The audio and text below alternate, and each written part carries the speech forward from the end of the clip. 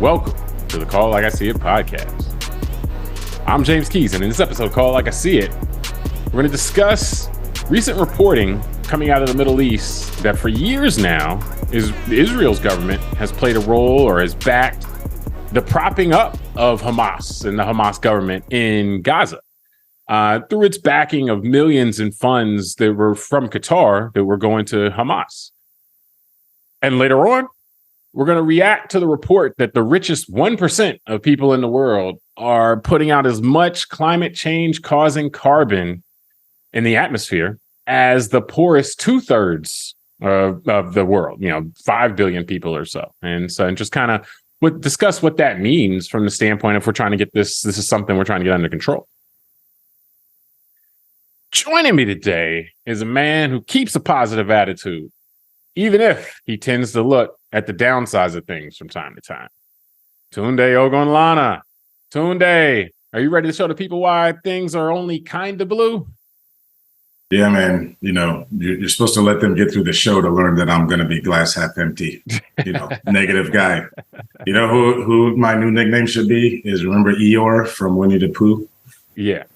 Yeah, that's me. Yeah. You can't give yourself your own nickname though, man. Yeah, okay. Maybe someone else can do that. Yeah, there you go. It's just a suggestion. Yeah.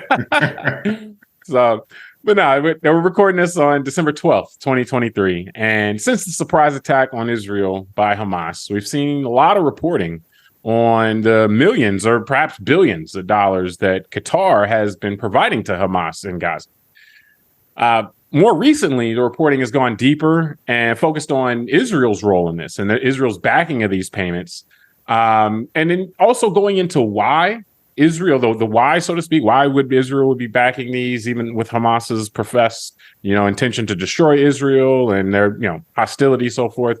And also members of the Israeli government who are outwardly hostile to Hamas and, why they would be supporting back channel money coming to Hamas.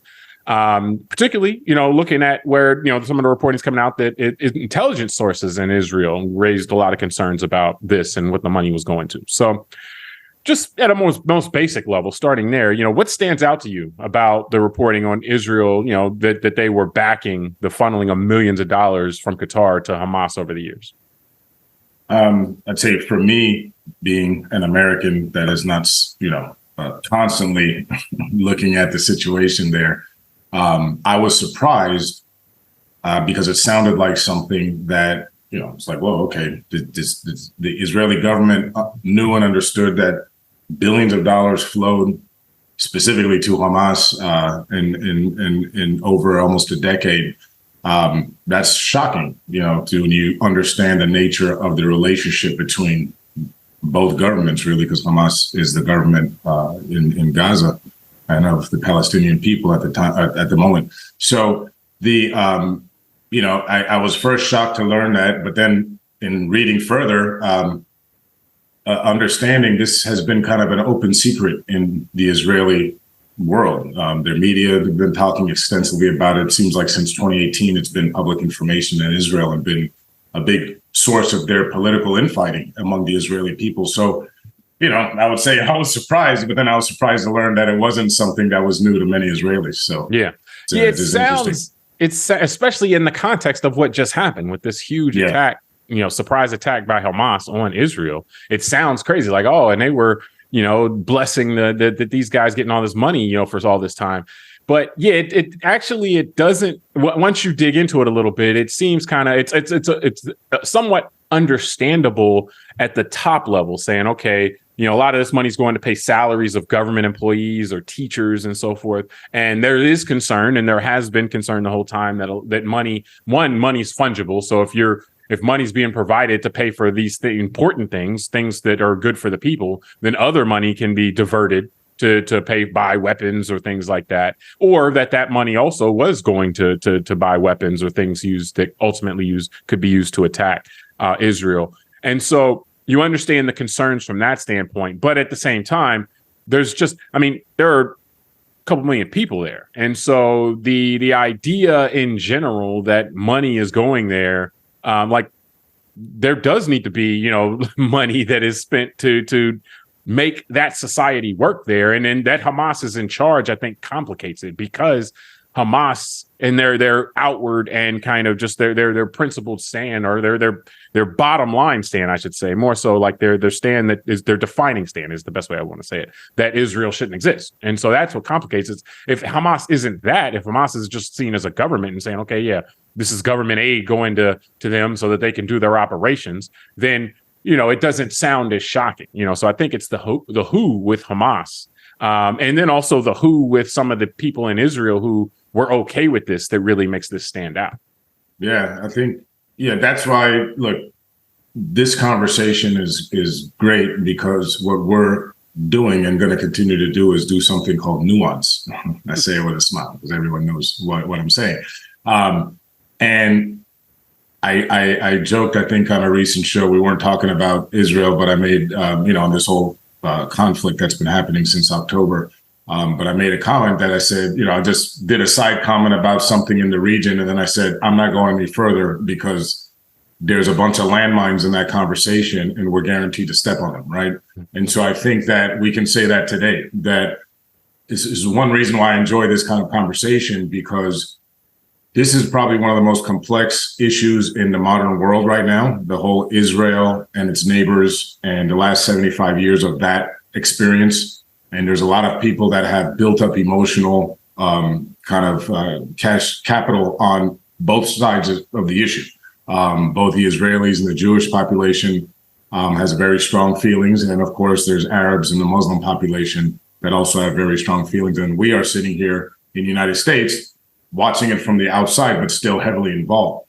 So what made me think of just in reading this and kind of getting reminded is, really, this is geopolitics, and this is, it's nation state stuff. Even though we're talking about the idea of whether a two-state solution within one nation with the Palestinians and Israel can they figure that out? But, and this is where I want to pass it back to you to more like your thoughts on this, because in reading about this whole thing with Israel understanding and allowing Hamas to have hundreds of millions of dollars a year, which led to billions over a long period of time, funneled through Qatar, is like, I feel like there's always these calculations and assumptions being made by leaders of all sides with various circumstances. So what can we discuss about the circumstances prior to, let's say, October 7th that might have motivated Israel to want to pursue this kind of strategy after it had pursued other strategies that maybe it felt didn't work? Yeah.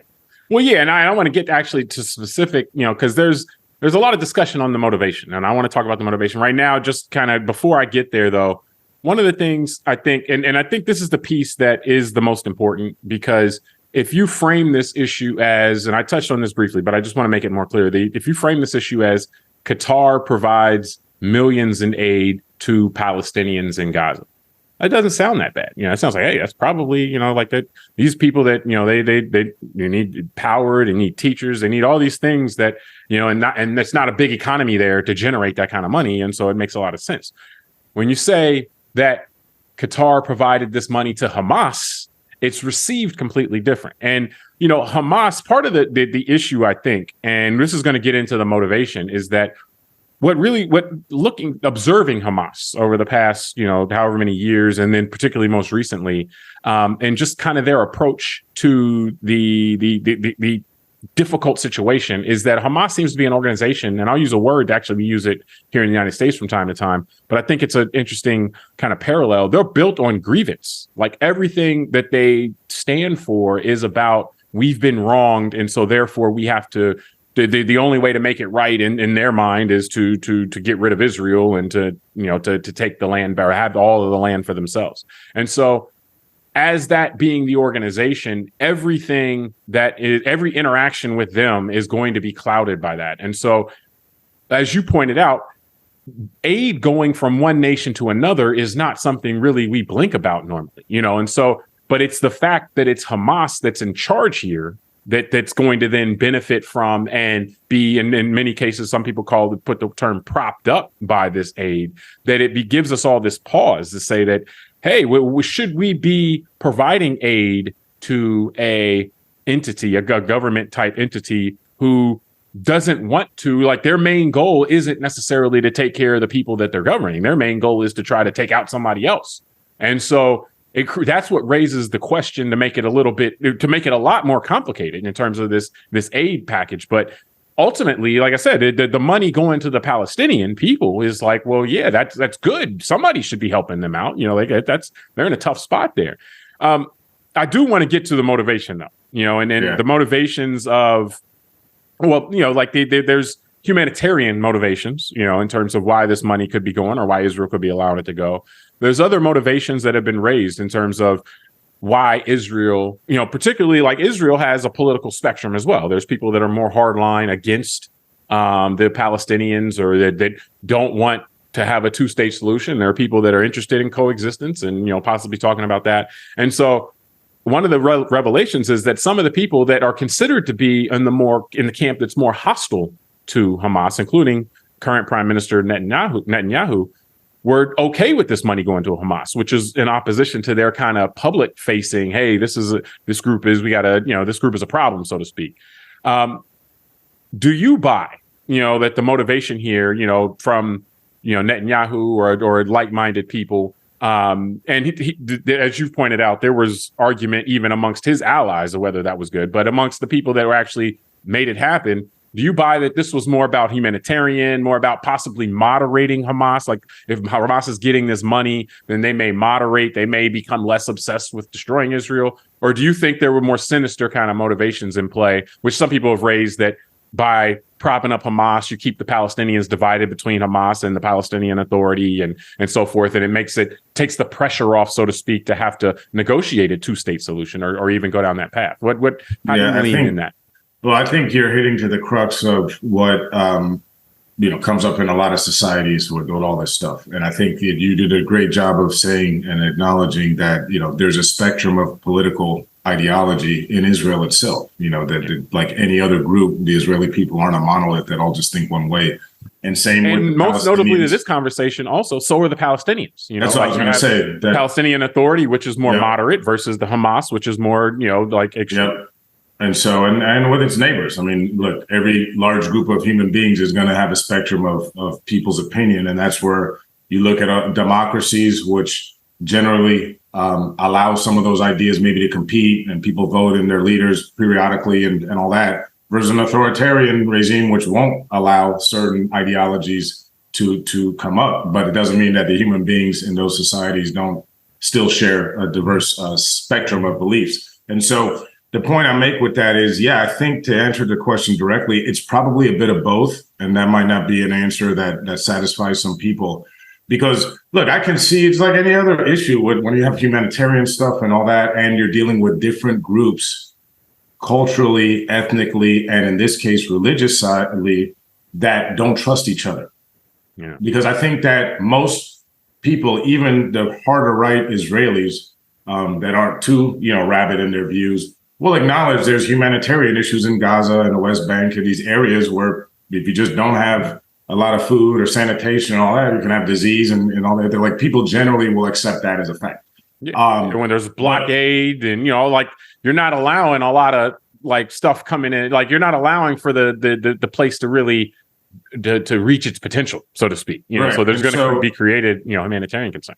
Yeah, and so with that said, there's going to be people genuinely in the Israeli community that do believe, hey, look, if we do allow the more humanitarian side to enter and all that, number one, we may be able to prop up the more moderate forces within the Palestinian area and the Gaza Strip, because they can then point to the fact that things are happening that are benefiting them that aren't the result of kinetic violence, right? It's not they had to go attack Israel to get something, maybe through negotiation. Again, politics, right? Talking to people, negotiating, compromising. Now, I recognize post October 7th, I just want to say this for the audience that they don't think that we're sitting here with some utopian vision.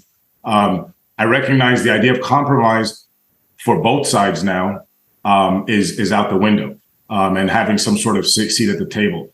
So I'm just saying in general, how do we get here? And to answer your question about, do I believe that there was a certain weight that there was more to one side that thought let's allow this for humanitarian, and more another side that said let's figure out how to divide and conquer, because if we keep the Palestinians divided within themselves, we never have to negotiate for a two-state solution.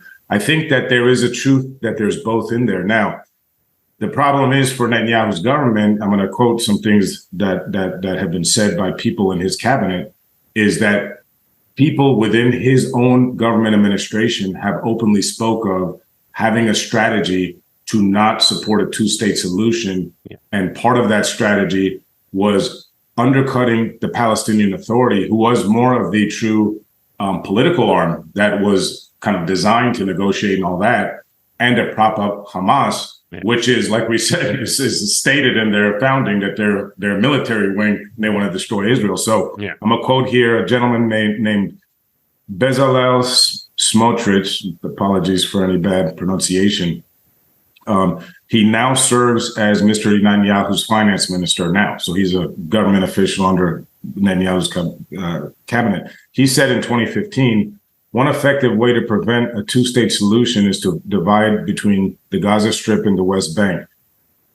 And then he says, if the division gives, this is now the article saying, the division gives Mr. Netanyahu an excuse to disengage from peace talks, Mr. Bram said, adding that he can have no partner.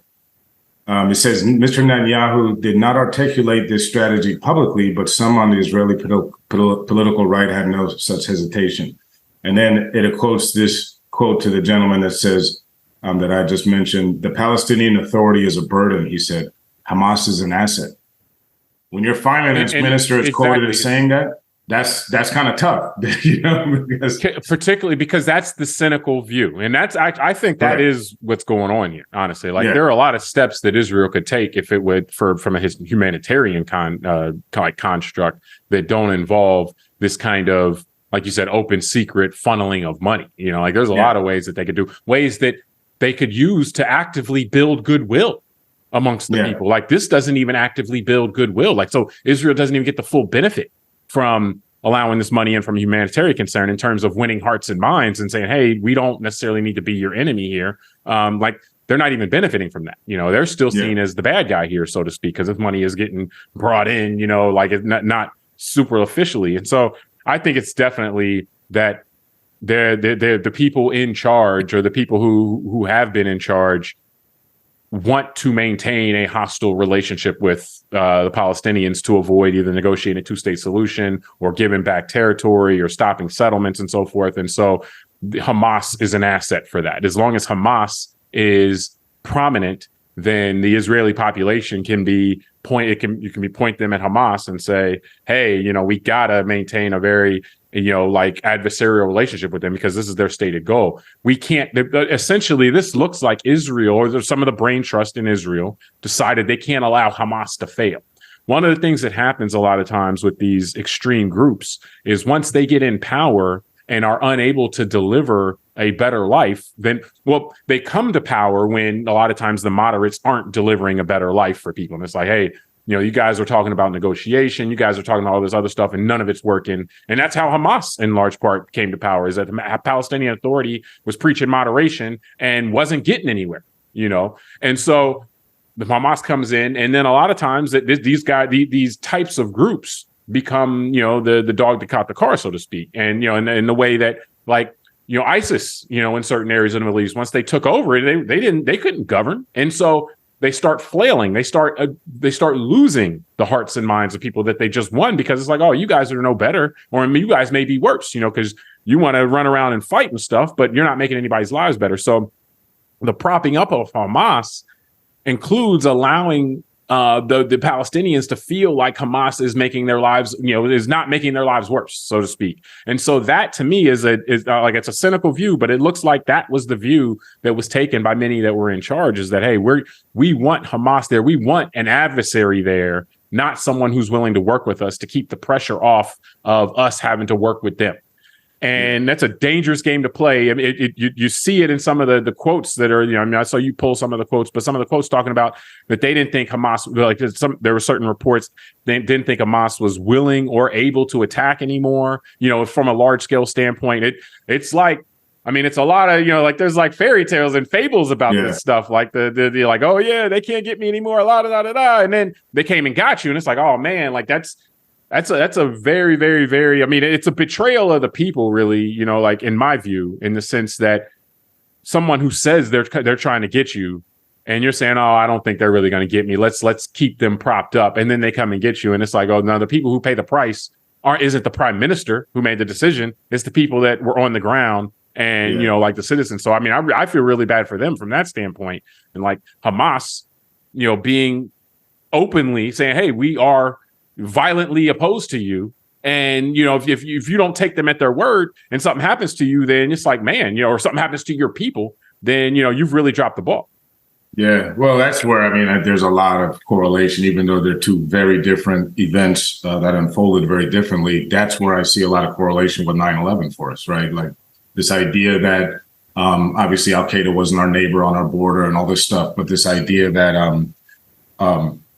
through grievances by a group like Al-Qaeda and someone like Osama bin Laden to whatever they felt the United States had done in their region in the past, there was 3,000 people on the morning of 9/11 that paid for that, unfortunately.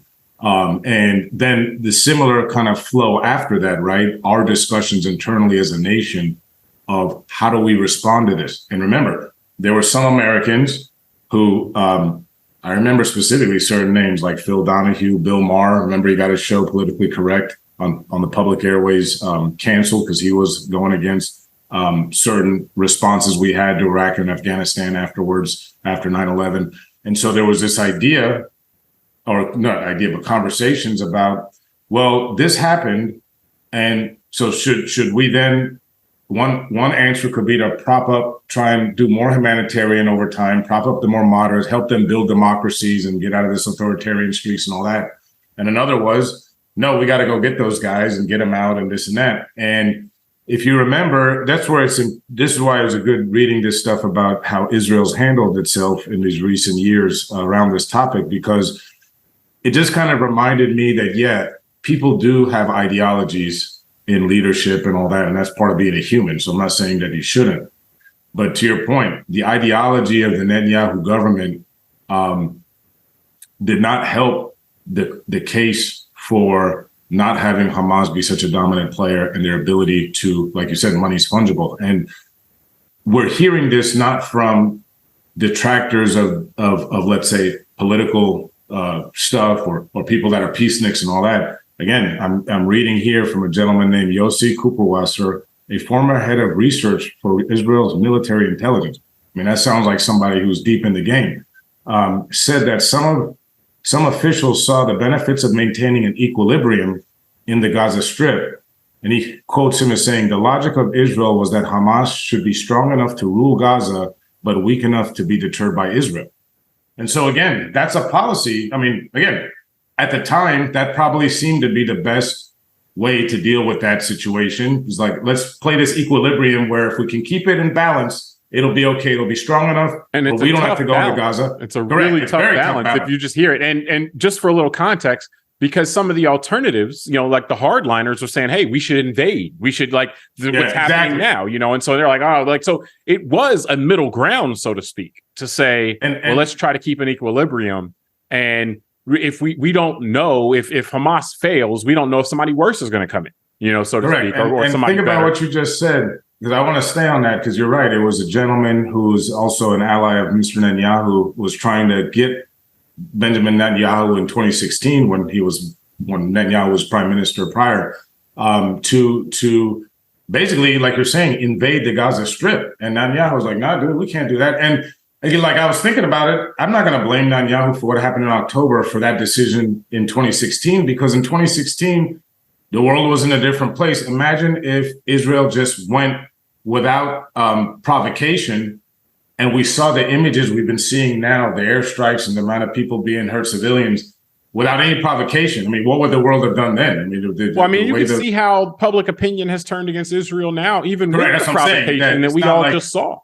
Yeah, so and that was with provocation. So without provocation, imagine how much worse it would be. So that's again why it allows me to see that, like, this just sucks. Honestly, that's my professional definition.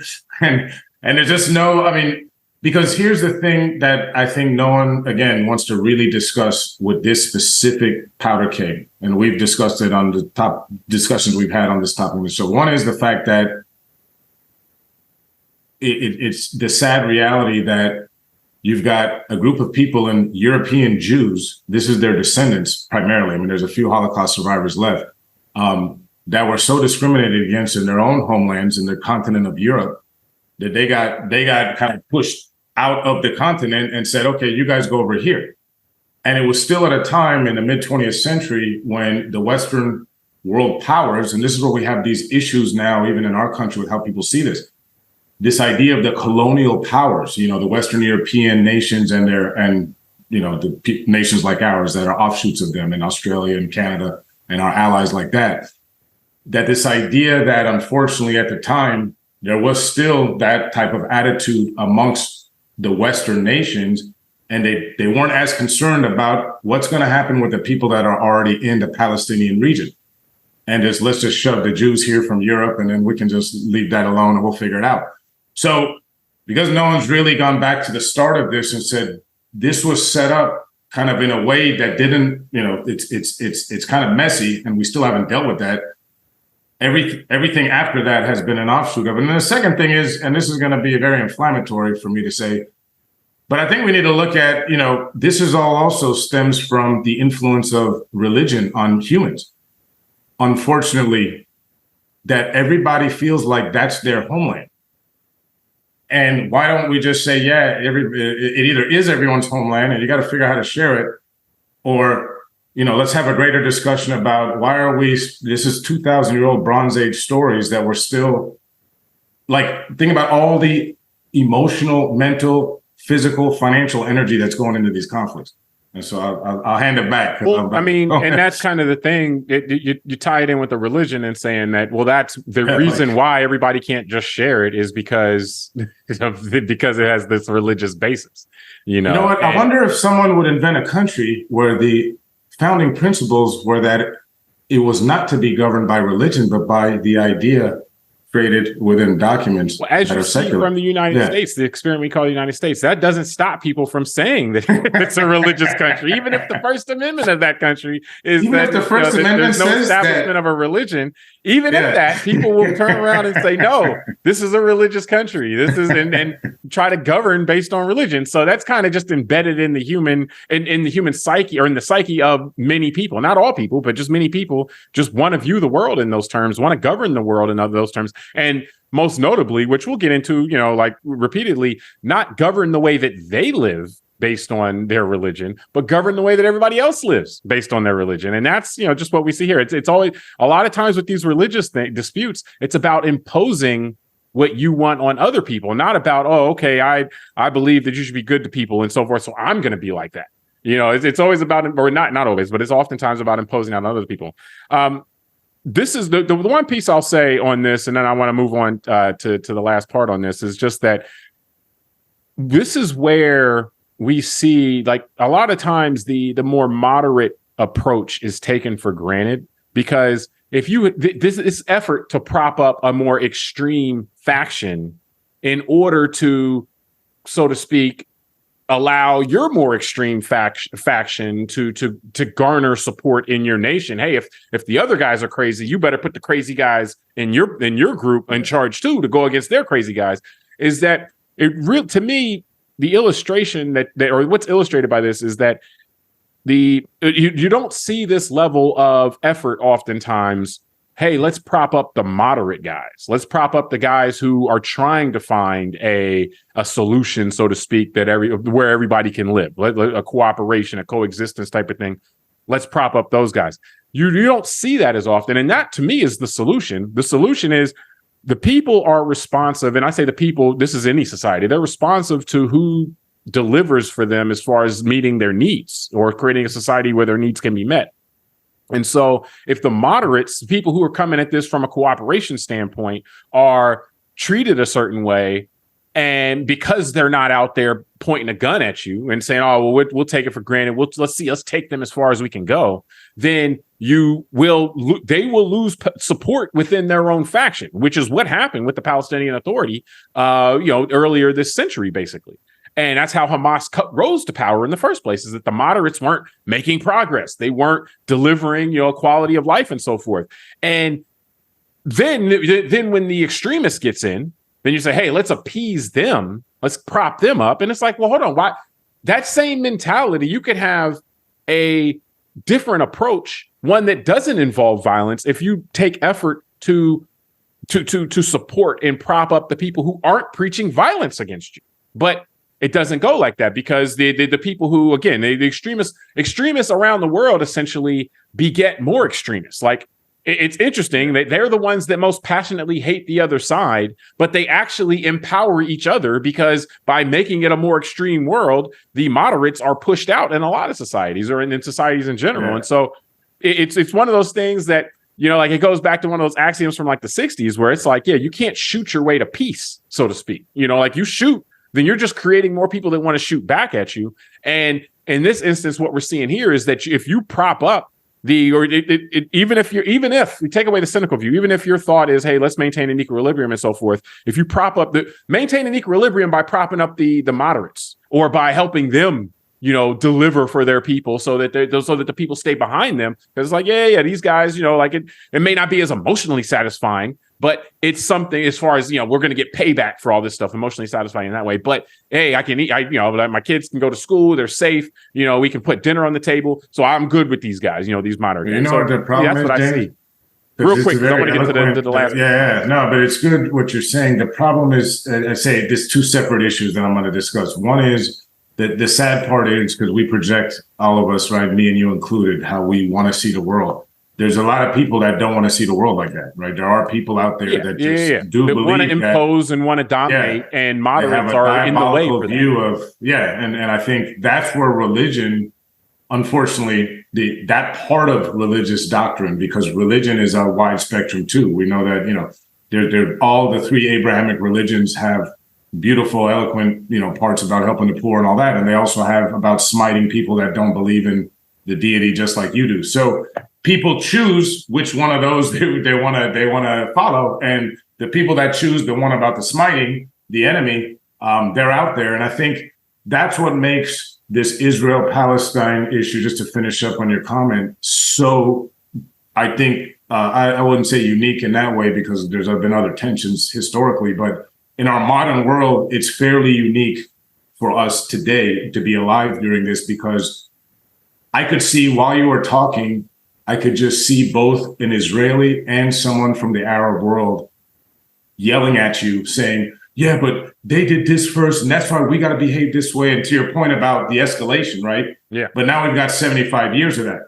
So it's so far back in the history of who started what that no one even can make it cohesive. Everybody always can point to something as justification for why they're doing it. So that's why, just legitimately, not like making up, but it's everybody there's blood on everyone's hands. That's why I say there's two issues. One is how the thing was set up in the beginning, that for whatever reason, it just doesn't, it's not conducive for that type of dialogue. The second thing is the religion part, because this, again, where everybody in the world has egg on their face for this. I mean, look at the United Nations was developed to try and prevent more world wars and more things like that. But yet the United Nations, one of the first things it did has not. Yeah. Well, it was this. Yes. Yeah. The point, created a big conflict for us to deal with for another 100 years. But then also, like, again, it can't nuance itself, because like it hasn't been able to just condemn, let's say, sexual violence against the Israeli women from October 7th. But the reason why I believe it won't do that is because of its belief of religious fealty, meaning people within the UN that don't want to say anything, let's say, in support of a Jew and against a Muslim. So that's where the religion part comes in and makes it so difficult, because let's say hypothetically, the Israelis can maintain their country. They're still surrounded by all these neighbors that are going to be upset. So, yeah. Well, no, I mean, that's an excellent point in terms of just the way that the religion will, like it's almost like an analogy here actually would be the partisanship. When we have extreme partisanship, and it's like, hey, even if my side is wrong, I'm not going to acknowledge that, because I just can't we can't show them that, like there's either not 100% solidarity or whatever, but it creates the situations where people aren't operating necessarily on right and wrong. They're operating on one side or the other, so to speak. And so it's difficult to a lot of times to find, coexistence, and cooperation in that type of a setting. But the last piece, and we'll have to make this quick, just to keep things moving. But what do you make of Qatar's role in this, in terms of, putting up a lot of this money, or they at least, money's going through them, but a lot of times it's their money too. It's a wealthy nation, on the other side of Saudi Arabia, but, Middle Eastern nation. And, so what's your thought on that? It's there. I mean, reading up about their influence in the region. I mean, I've always heard of the country, but obviously reading in more detail gave me a little more clarity. So it's just fascinating that, again, they are a very small nation. They're about twice the size of Delaware, from what I learned, and they have a population of 300,000 people.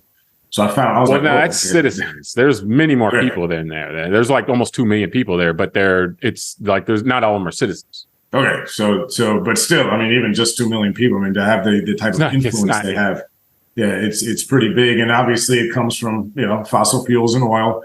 And what I found interesting is they are a player that's kind of, they've got allies all over the place, and they're kind of like in the middle of a lot of this stuff. So they share an underwater, under the sea gas well with Iran. So they have obviously a partnership with Iran and are on their border.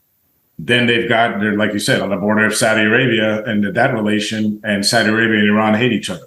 So they're always in the middle of all these things. And then we have a massive air base in that country, which again, it's I'm going to assume that ours having a massive military presence, and that's where we house our central command, CENTCOM for, the world is there.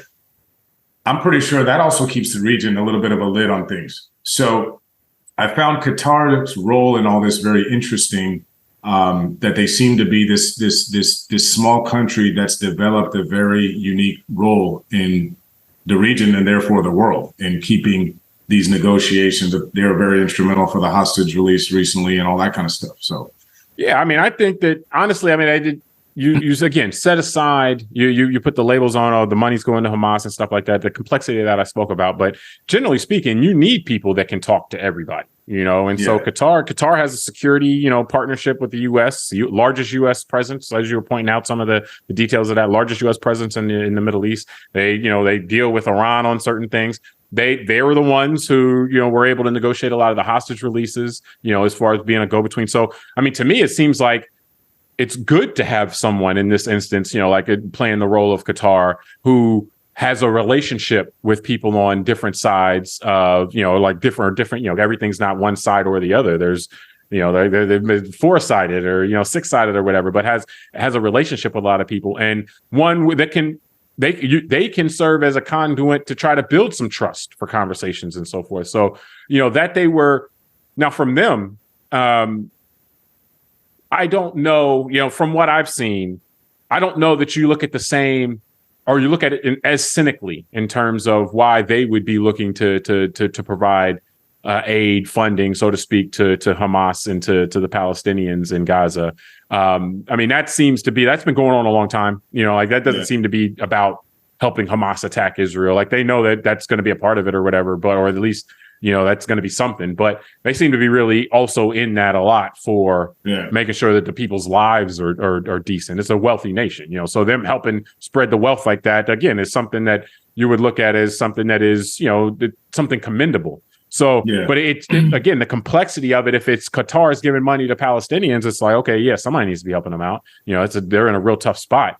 But it's they're giving it to Hamas. It's like, what's happening there? So it gets received a different way. But overall, like I said, I think their role is a vital role here, in that they've built up a certain level of credibility and trust with people in a lot of different places, and that's helpful when you have these conflicts, or these situations where there's people that are upset on each side, and it's hard for them to talk to each other. It's hard for them to build trust directly.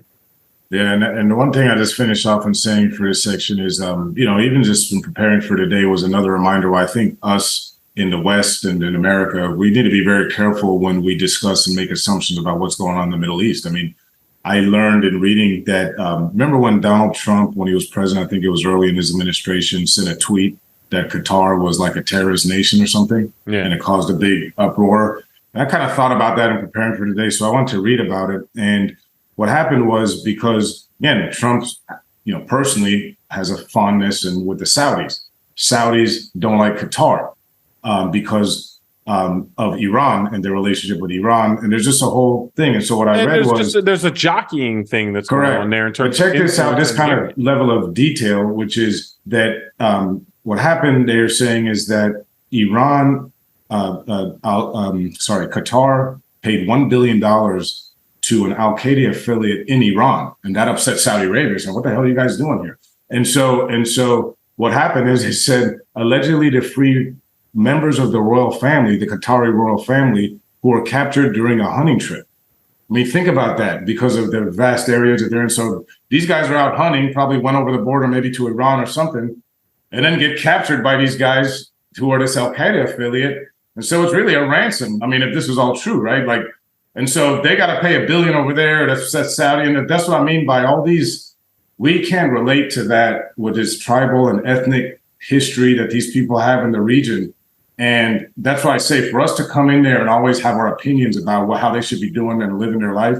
And then again, like we said, for the world to put a European group of people and stamp them right in the middle of there, when you have all of this pre-existing kind of ethnic tensions and all that in the region, it's no wonder this is a powder keg, and it's not going to stop. Yeah, the religion, and we didn't even mention the sectarian, like within the same religion. That's what I'm saying about the Sunni, Shia, and then the different ethnicities, meaning there's tribes that go, Bedouin tribes that go back 1,000, 2,000 years, where they have history with each other, either allies or not. So yeah, no, for sure. I mean, and that's the complexities.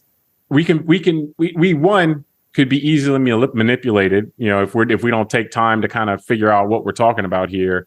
And because there's just a lot of complexities, like you said, that we don't come in with a level of knowledge of all of the stuff that's happening, like with all that stuff. So like for us to appreciate, it's like when people look from outside and say, how come we still talking about the Civil War in this country?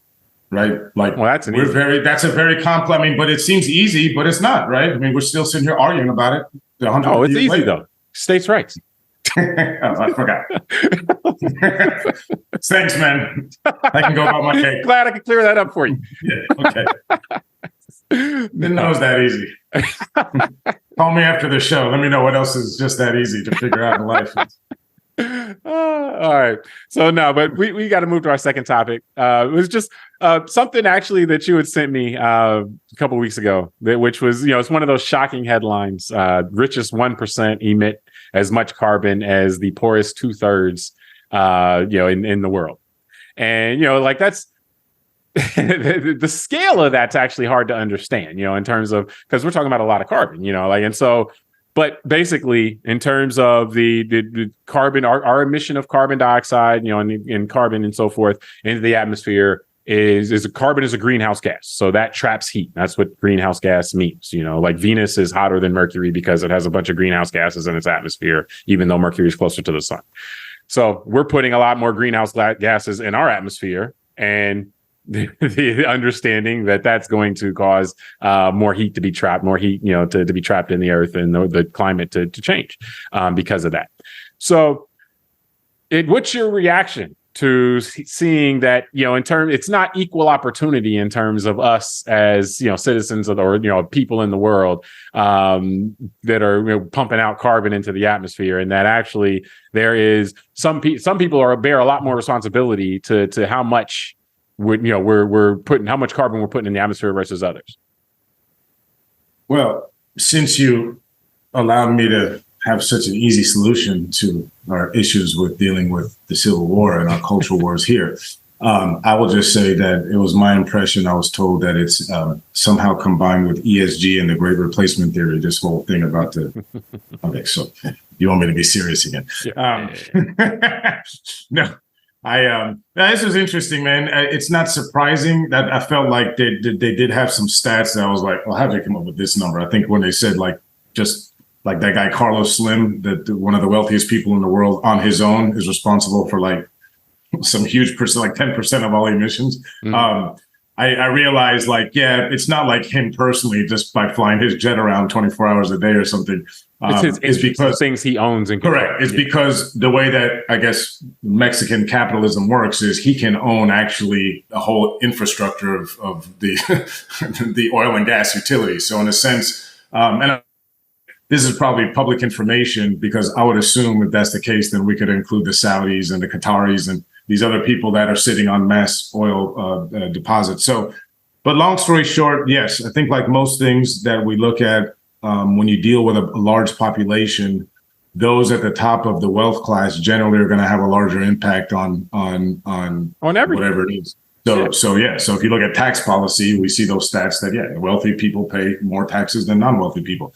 And of course, wealthy people who have the means to do things like travel more, maybe get in private jets, have multiple cars, so on and so own businesses that themselves, the businesses may produce, greenhouse gases. It stands to reason that those who have the means of using the tools of our technology and society will probably have more of an impact than those who are still foraging in the woods.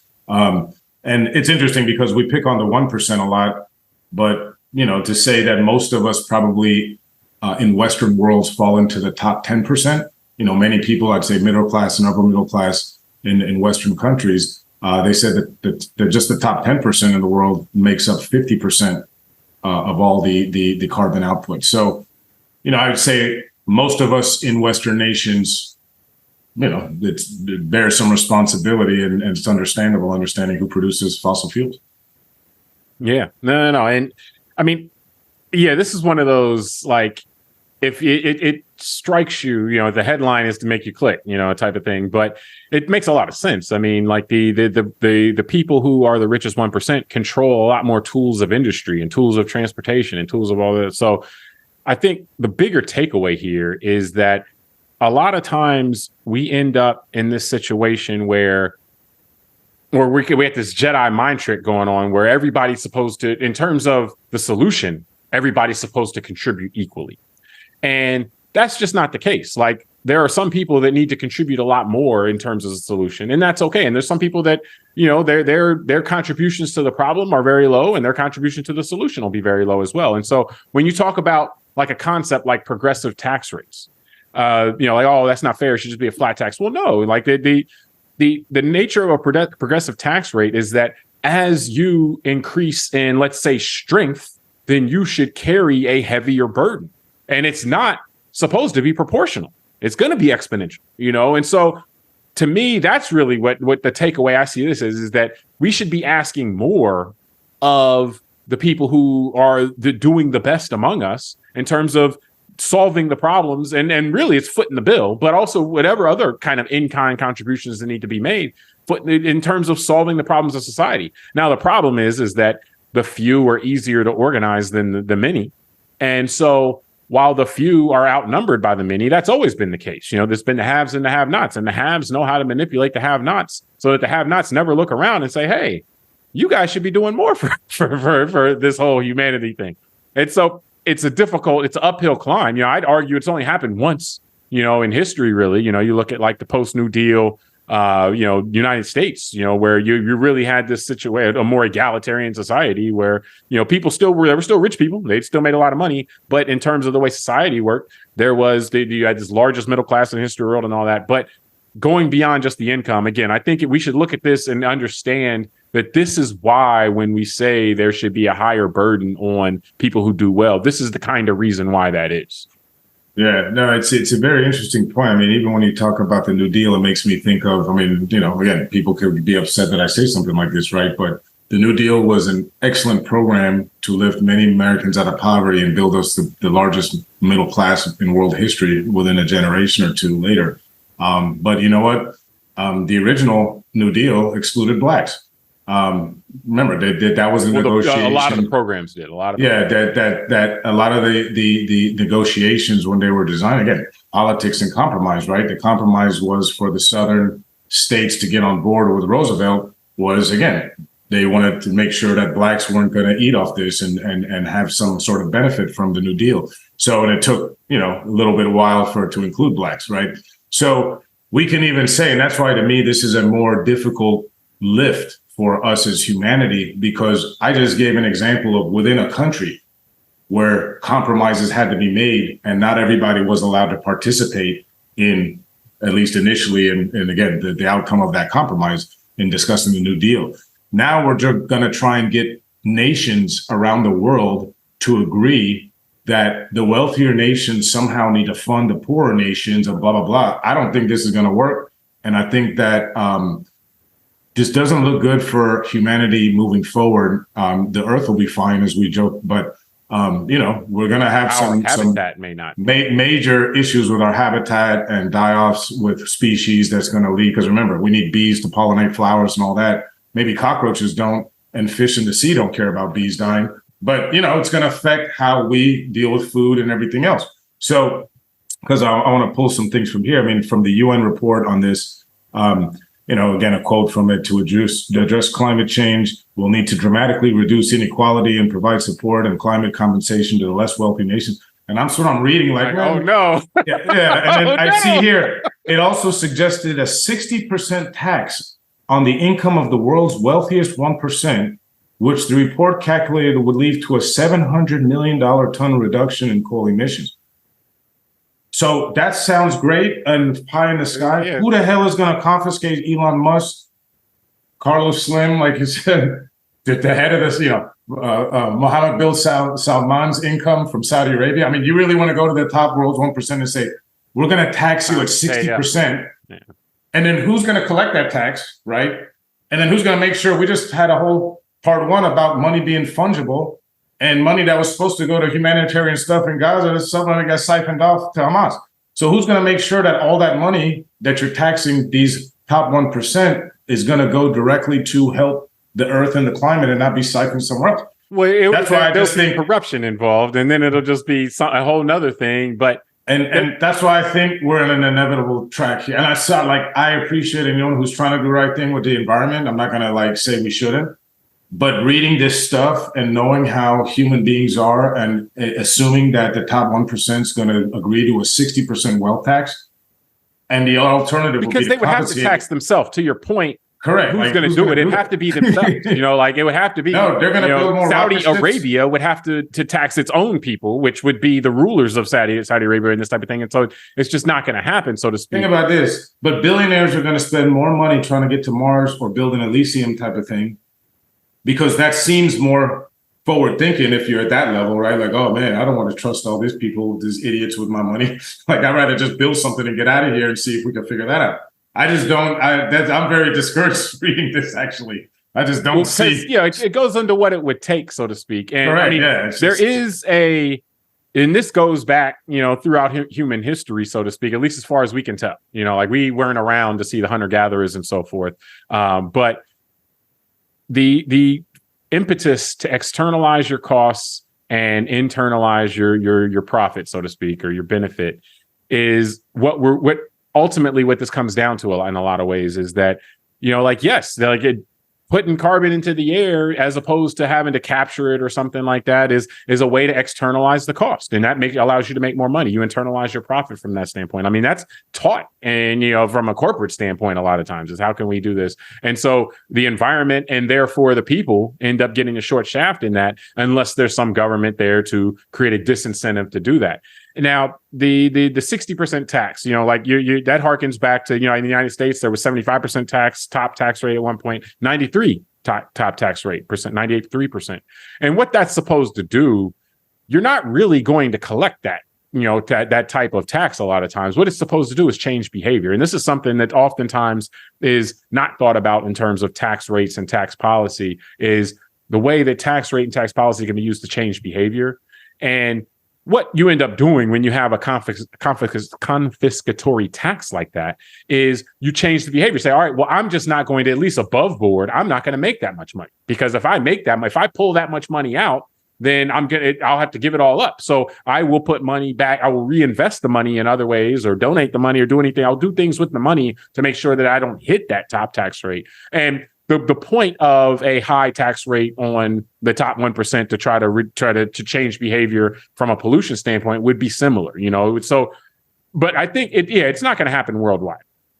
The question would be whether people, particularly in governments that, maybe are of the people, by the people, and for the people, those type of governments, if they exist, where people get tired of it and said, okay, look, we're gonna go about this in a different way, and we're going to use tax policy as one of our tools, one of the bullets in the gun, so to speak, to try to change behavior and be a leader in this field. And then other countries would probably get on. Now, you would never get, and you wouldn't necessarily need every country to be involved, but you could get.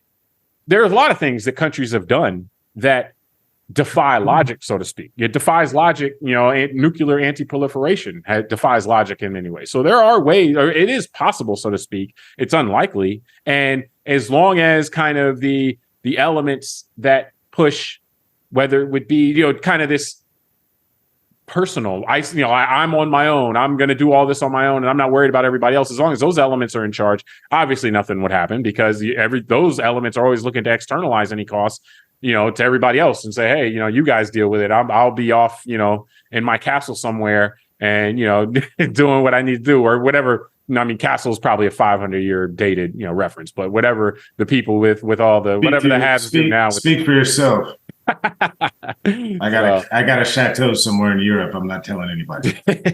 Well, you just told everybody. Bro. Well, listen. As we conclude the show, this is a great finale because we joked at the beginning about me being glass half empty, and we actually had an organic way that I ended the show glass half empty, because I appreciate that you say with the nuclear anti-proliferation treaties and all that yeah, people can, do things that are against, that might be in their interest. But listen, this ain't gonna be one of them. No, because that's between maybe just a few countries that have nukes, and that's just something big out there. And I'm sure someone pays someone else to make sure that's the whole thing. We're talking about confiscating people's money. Well, that's I don't know that that's so to speak the answer. No, but it's also on a serious note why I say glad, just even after the first topic, because you're asking different nation states and cultures that all look at this stuff different, and all, like we talked about in the first part, people have paranoia against the other side and all this. I mean, think about us in China. Who's going to blink first with a climate discussion and really be serious and trust that the other one's not got coal factories and all this stuff? I can make the same argument about anti-proliferation with nuclear. Who's going to blink first? So but it's a lot, but there's a lot less. Think about it though, because to do that, to not do nukes is a very small slice of any country's kind of budget, economy, and all that. To ask third world or emerging market countries to not have factories that operate on coal right now, when we don't have the infrastructure, they don't have the money to do some other type of fuel. That's just. But I agree, except the fact until one of them comes up with another way to do it, and they become the richest country in the world because they figure out another way to do it, and everybody else is trying to copy that. I mean, I think that's the argument. What it relies on, and I do want to wrap us up, but what it relies on, and this is what I think your comments reveal, and I don't disagree, is it relies on what things we don't know yet. And so until we know, because we don't know them yet, it's impossible to see them. If we could see them, then we would be the one to introduce them, and then we'd be the one that is the next, ultra rich person. But you don't know yet, and we're counting on it, though. We're counting on, to either some type of a solution or some type of an approach that can then be adopted and then take us in a different direction. But right now, with what we know now, it doesn't appear that there are any kind of direct paths to make something like this happen, to be able to create an incentive to have people not pollute to the same degree that they do, unless we can get a religion that is anti-polluting. Then, hey, I mean, from what you talked about in the first section, we might be able to make it happen then. If there's a religion that says, hey, polluting is anti-God, then it becomes an irrational belief that polluting is bad, and you can get people to... Again, you got me to... I was going to say something else, but now I can say something this with the glass half empty. All the religions seem to say that God created the earth, right? Do you think that would be enough? That would be one of the parts of the religion that people ignore. Yeah, that we don't want to hurt God's creation. But focus on the smiting. Yeah, exactly. So that's the sad part. So, I think we can wrap from there. We appreciate everybody for joining us on this episode of Call Like I See It. Subscribe to the podcast, rate it, review it, tell us what you think, send it to a friend, check it out on YouTube. Until next time, I'm James Keys. I'm Tunde Ogunlana. All right, we'll talk to you next time.